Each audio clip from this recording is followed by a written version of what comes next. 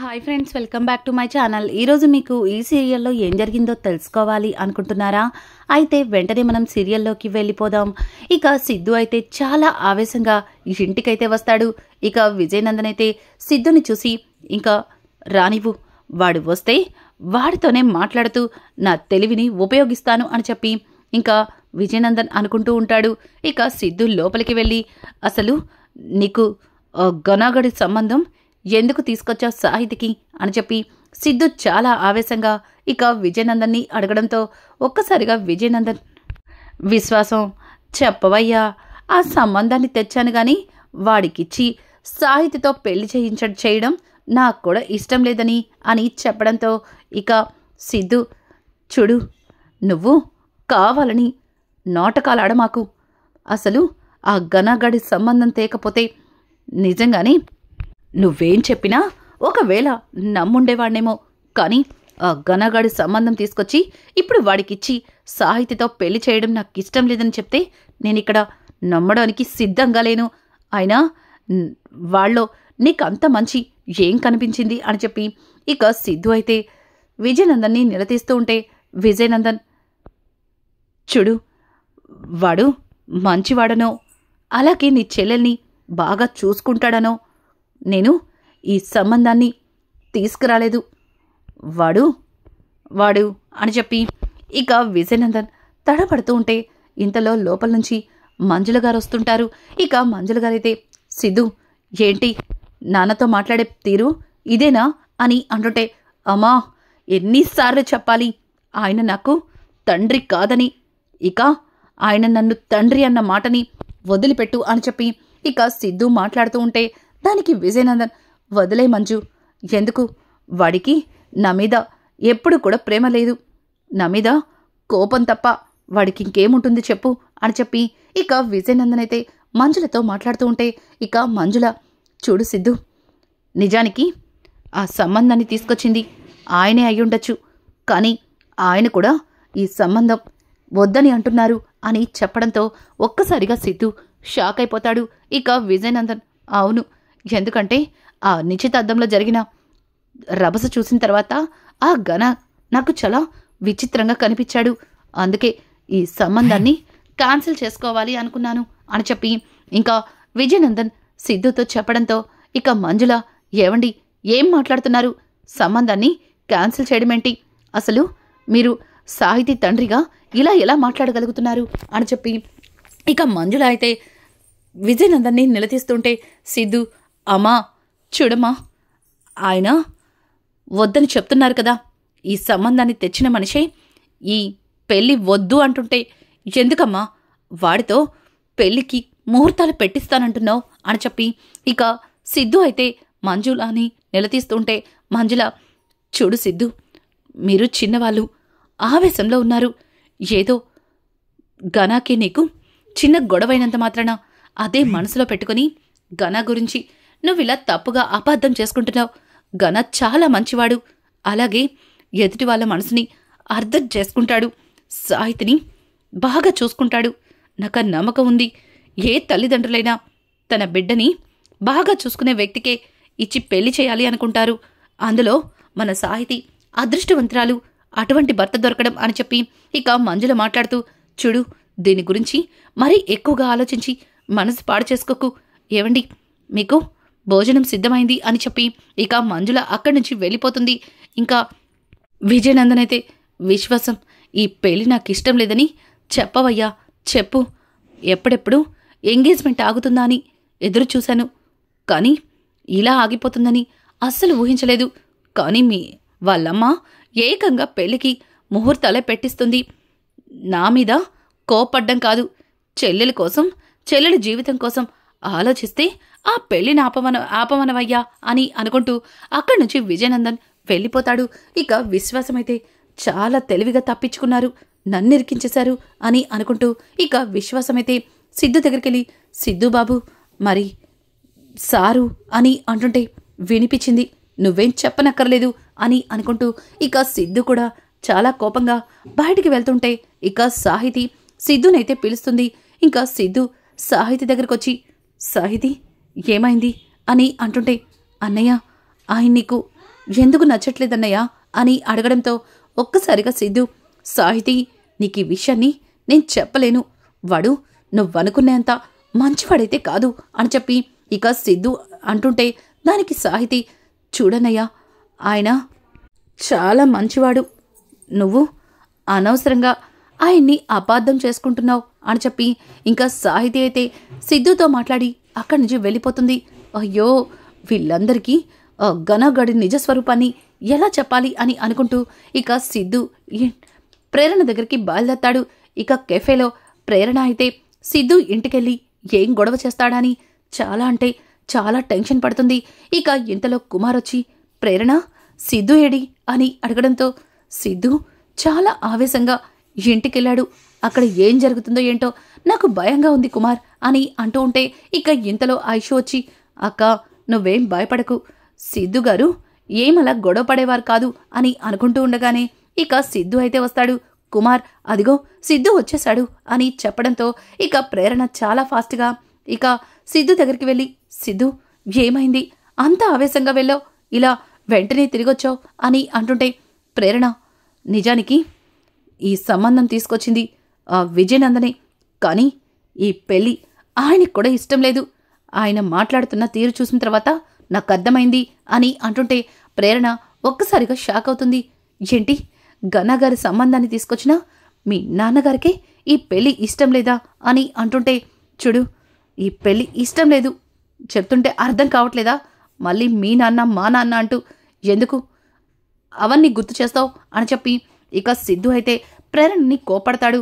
ప్రేరణ sorry అని చెప్పి ఇంకా ఎలా అయినా సరే ఈ పెళ్ళి ఆపమని ఆయన నాతో ఛాలెంజ్ చేశారు అని చెప్పడంతో ఇక కుమార్ అలాగే ఐషు ఇద్దరు కూడా, అయ్యో సిద్ధు గారు, ఎంగేజ్మెంటే ఆపేశాం, పెళ్ళి ఆపడంలో పెద్ద విచిత్రమేముంది, పెళ్ళిని కూడా అంత ఈజీగా ఆపేద్దాం అని అంటుంటే దానికి సిద్ధు, చూడు, నిశ్చితార్థానికి ఉంగరాలు కొట్టేసినట్టు పెళ్ళిని ఆపేయడం అంటే అంత ఈజీ కాదు.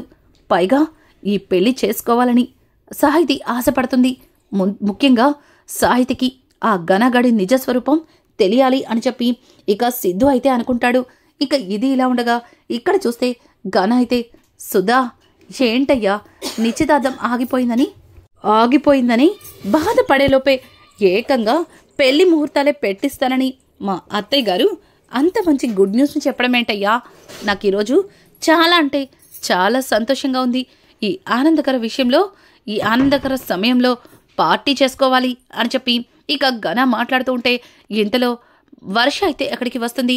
ఒక్కసారిగా వర్షని చూసిన గన సుధాని చూసి, సుధా, నువ్వు కాసేపు బయటికెళ్తావా, నేను తనతో మాట్లాడాలి అని చెప్పడంతో ఇక సుధా అయితే వర్షని చూసి, సార్, ఈ అమ్మాయి అదే నిన్న నిశ్చితార్థంలో మీ ఫ్రెండ్ అని చెప్పారు కదా, ఇంతకుముందు ఎప్పుడు చూడలేదు మీ ఫ్రెండ్ అని చెప్పి ఇక సుధా అయితే గనాని ప్రశ్నల మీద ప్రశ్నలు వేస్తుంటే, ఇదిగో సుధా, నీతో తర్వాత మాట్లాడతాను, ముందు బయటికి వెళ్ళి డోర్ లాక్ చేయి అని చెప్పి ఇక గన అయితే సుధాని వెళ్ళమని చెప్పడంతో సుధా, ఏంటి వీడు ఈ అమ్మాయిని చూసి విచిత్రంగా ప్రవర్తిస్తున్నాడు, అసలు వీడు ఎప్పుడు ఎలా ఆలోచిస్తాడో ఎవరికీ అర్థం కాదు అని అనుకుంటూ ఇక సుధా అయితే ఆలోచిస్తూ ఉండగా గన సుధా అని గట్టిగా అరవడంతో ఒక్కసారిగా గన ఉలిక్కిపడి, సార్, ఇదిగో వెళ్తున్నాను అని చెప్పి ఇక సుధా బయటికి వెళ్ళి డోర్ లాక్ చేస్తాడు.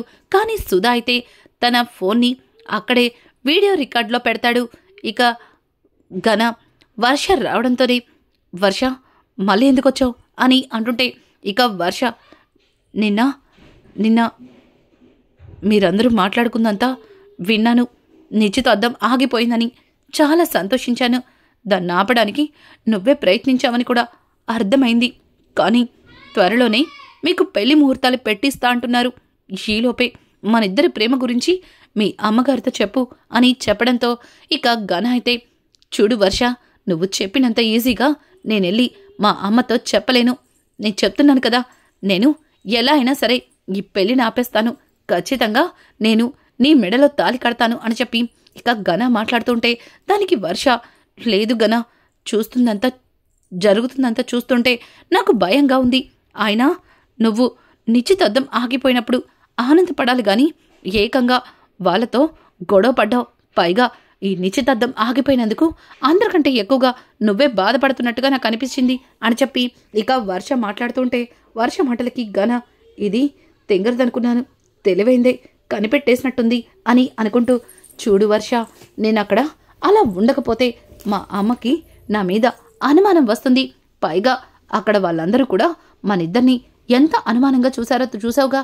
పైగా ఆ ప్రేరణ మా సిద్ధు బావా మనిద్దరి మీద ఎంక్వైరీ మొదలుపెట్టాడు అని చెప్పి ఇక గన అయితే వర్షతో చెప్తుంటే, వర్ష చూడు గన, నువ్వు చెప్పినవన్నీ నిజమని నమ్ముతున్నాను. నువ్వే నా జీవితం అనుకున్నాను. నీకు నా సర్వస్వాన్ని అర్పించాను. నన్ను మోసం చేయాలని చూస్తే మాత్రం నేనేం చేస్తానో కూడా నాకు తెలీదు. ఈ డిపార్ట్మెంట్ నాకేమీ కొత్త కాదు అని చెప్పి ఆ అమ్మాయి అయితే ఇక గనాకి వార్నింగ్ ఇస్తుంటే, గన ఏంటిది నాకే వార్నింగ్ ఇస్తుంది? పెళ్లి వరకు దీన్ని భరించాలి, పెళ్ళైన తర్వాత అప్పుడు చెప్తా దీని పని అని గన అయితే తన మనసులో అనుకుంటూ, చూడు వర్ష, నువ్వంటే నాకెంత ఇష్టమో నీకు తెలుసు కదా. మరి మళ్ళీ మళ్ళీ ఇలా నీ మీద నాకు ప్రేమ లేనట్టు మాట్లాడితే నేను చాలా బాధపడతాను అని చెప్పి ఇక గన అయితే వర్షకి నచ్చచెప్పి అక్కడి నుంచి తనని పంపించేస్తాడు. ఇంకా సుధా లోపలికి వచ్చి, సార్ ఎవరు సార్ అమ్మాయి? ఆ అమ్మాయితో అంతసేపు పర్సనల్గా మాట్లాడుతున్నారు, ఫ్రెండ్ అన్నారు, కానీ చూస్తుంటే ఫ్రెండ్లా అనిపించట్లేదు అని అంటుంటే ఇక గన, ఏంటి సుధా, నీకు కూడా ఈ మధ్యన అనుమానాలు మొదలయ్యాయి. అసలు అక్కడ నిశ్చితార్థపు ఉంగరాలు పోవడానికి కారణం నువ్వే అన్న సంగతి మర్చిపోయినట్టున్నావు అని చెప్పి ఇక గన అయితే సుధాని అడుగుతుంటే, సుధా సార్ సార్ క్షమించండి సార్, ఏదో మామూలుగా అడిగేశాను. మీకు ఇష్టం లేనప్పుడు సమాధానం చెప్పొద్దులే సార్. దానికి మళ్ళీ నిశ్చితార్థపు ఉంగరాల గురించి ఎందుకు సార్ మాట్లాడతారు? అయినా నిశ్చితార్థం జరగకపోతేనేమి, ఏకంగా డైరెక్ట్గా పెళ్ళే చేసుకుంటున్నారు అని చెప్పి ఇంకా సుధా అయితే గనాని అంటుంటే గన ఇక సిగ్గుపడిపోతూ ఉంటాడు. ఇక సుధా చిన్నగా టేబుల్ మీద పెట్టిన ఫోన్ని తన పాకెట్లో పెట్టేసుకుంటాడు. ఇంకా సుధా అయితే, సార్ ఇప్పటికే డ్యూటీ అయిపోయి గంట పైనే మీతోనే ఉన్నాను, నేను ఇక బయలుదేరుతాను సార్. ఇంటి దగ్గర నా కోసం మా అక్క ఎదురు చూస్తుంటుంది అని చెప్పి ఇక సుధా అయితే వెళ్తానంటుంటే గన, సుధా కాస్త నీ ఫోన్ ఇవ్వా అని అడగడంతో ఒక్కసారిగా సుధా కంగారు పడిపోతాడు. ఏంటి వీడు నా ఫోన్ చూసేస్తాడా? అయ్య బాబోయ్, వీడు కనుక నా ఫోన్ చూసేస్తే నా ఫోన్ ఇక నాకు లేనట్టే అని చెప్పి సుధా తన మనసులో అనుకుంటూ, ఫోన్ ఏంటి సార్ అని అంటుంటే, ఏం లేదయ్యా, నా ఫోన్లో ఛార్జింగ్ లేదు, ఇంటికో ఫోన్ చేసుకుందామని అని చెప్పి ఇక గన అయితే సుధాని ఫోన్ అడగడంతో సుధా చాలా భయపడుతూనే గనాకి ఫోన్ ఇస్తాడు. గన తన ఫోన్లో సుధా ఫోన్ నుంచి ఇక ఇంటికి ఫోన్ చేసి మాట్లాడి సుధాకి ఫోన్ ఇస్తాడు. ఇక గన అయితే, ఏంటయ్యా ఫోన్ ఇచ్చినప్పటికీ అంతలా వణికిపోయావు అని చెప్పి ఇక గన అయితే సుధాతో అంటుంటాడు. సుధా సరే సార్ ఇక వెళ్తాను అని చెప్పి ఇక సుధా వెళ్ళడంతో గన, సుధా ఏంటి నన్ను చూసి దేనికో టెన్షన్ పడుతున్నాడు, ఏదో చేసినట్టున్నాడు, అదేంటో తెలుసుకోవాలి అని చెప్పి ఇక గన అయితే తన మనసులో అనుకుంటాడు. ఇక ఇది ఇలా ఉండగా సుధా ఇంటికి వెళ్ళగానే ఇక ఐశ్వర్యతో, అమ్మ ఐషు, నిన్న నిశ్చితార్థానికి వచ్చిందే ఒక అమ్మాయి వర్ష, తనీరోజు స్టేషన్కి కూడా వచ్చింది అని చెప్పడంతో ఒక్కసారిగా ఐషు, ఏంటి మావయ్య ఏమంటున్నావు? తను స్టేషన్కి వచ్చిందా? అయినా ఆ అమ్మాయిని చూస్తుంటే ఆ గనగడు ఆ అమ్మాయిని ఏదో చేశాడేమో అనిపిస్తుంది అని చెప్పి ఇక సుధా మాట్లాడుతుంటే ఒక్కసారిగా అక్కడ వచ్చిన ప్రేరణ, అవును మావయ్య, నీకొచ్చిన డౌటే నాకు కూడా వచ్చింది, కానీ ఆ అమ్మాయి ఎవరో తెలుసుకుంటే అసలు ఆ గనగడి నిజస్వరూపాన్ని బయట పెట్టచ్చు అని చెప్పి ఇక ప్రేరణ అంటుంది. ఇక ప్రేరణ మాటలకి సుధా, అందుకే నా ఫోన్లో అక్కడ ఏం జరుగుతుందో వీడియో రికార్డ్ పెట్టాను, కానీ వీడియో రికార్డ్ అవలా, ఆడియో మాత్రం రికార్డ్ అయింది అని చెప్పి సుధా అయితే ఇంకా ప్రేరణకి ఫోన్ అయితే ఇస్తాడు. ప్రేరణ ఫోన్లో గన అలాగే వర్ష ఇద్దరు మాట్లాడుకున్న మాటలన్నీ విని ఒక్కసారిగా షాక్ అవుతుంది. ఇక అలాగే ఆ ఆడియో రికార్డ్ని తన మొబైల్లోకి తీసుకుంటుంది. ఇంకా ప్రేరణ అయితే, మావయ్య ఈ విషయాన్ని నువ్వు ఎవరితో చెప్పద్దు, ఎలా అయినా సరే ముందు ఆ అమ్మాయి ఎవరో తెలుసుకుని నిజమేంటో బయటపడ్డ తర్వాత నేను సిద్ధుతో మాట్లాడతాను అని చెప్పి ఇక ప్రేరణ అయితే గనాకి తెలియకుండా మేనేజ్ చేయమని సుధాని రిక్వెస్ట్ చేస్తుంది. సుధా అయితే సరేనమ్మా, ఒక ఆడపిల్ల జీవితం కాపాడడం కోసం ఏదైనా చేస్తాను అని చెప్పి ఇంకా సుధా ప్రేరణకి మాట ఇస్తాడు. ఇక ప్రేరణ అయితే వర్ష వాళ్ళ ఇల్లు ఎక్కడుందో తెలుసుకుని ఇక వర్ష దగ్గరికైతే వెళ్తుంది. వర్ష ప్రేరణని చూసి కంగారు పడుతుంది. ఎవరు మీరు, మా ఇంటికి ఎందుకు వచ్చారు అని చెప్పి ప్రేరణని చూసి కంగారు పడుతూ అడుగుతుంటే ఇక ప్రేరణ, చూడండి మీరు నిన్న నిశ్చితార్థానికి వచ్చారు కదా, నా పేరు ప్రేరణ, మీరు కేఫ్కి వచ్చారు అని అంటుంటే ఇక వర్ష అయితే తడబడుతూ అవును వచ్చాను, మర్చిపోయాను, మీరు ప్రేరణ కదా అని చెప్పి తను తడబడుతూ ఇక ప్రేరణని అడుగుతుంటే ప్రేరణ, చూడండి మీతో కాస్త మాట్లాడాలి అని చెప్పి ఇక ప్రేరణ వర్ష గురించి తెలుసుకోవడానికి ప్రయత్నిస్తుంది. రానున్న ఎపిసోడ్స్లో ఇక గణ నిజస్వరూపం ప్రేరణ ఎలా బయట పెట్టబోతుంది, అసలు గణతో పెళ్లికి విజయనందన్ ఎందుకు ఒప్పుకున్నాడు అన్న నిజాన్ని సిద్ధు తెలుసుకుంటాడా, సిద్ధు వాళ్ళ నాన్నని చంపింది విజయనందనే అన్న నిజాన్ని తెలుసుకుని ఏం చేయబోతున్నాడు. ఇట్లాంటి లేటెస్ట్ ఎపిసోడ్స్ మీకు మరిన్ని కావాలి అనుకుంటే మా ఛానల్ని సబ్స్క్రైబ్ చేసుకోవడం మాత్రం మర్చిపోకండి. Thanks for watching. Hi friends, welcome back to my channel. ఈరోజు మీకు